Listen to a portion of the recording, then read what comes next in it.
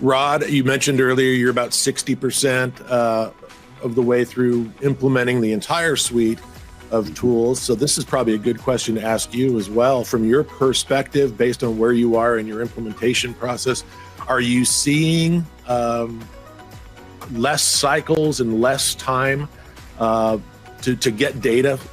Yes, absolutely. And the key for us is that we use InEight time capture as well, so that is collected accurately, more so than it ever has been before. Compared to what we have previously done, we would dump all that information from our ERP.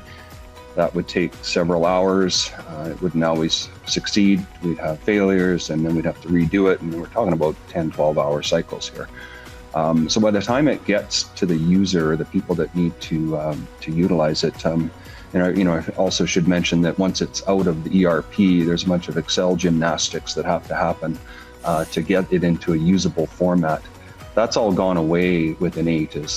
That all happens automatically in the system. So, if you want daily information, it's there for you, probably sometime the next day. So that's been a huge improvement in efficiency for us, and we're able to see things, trends occurring much quicker than we ever were before, so we can deal with it much more proactively.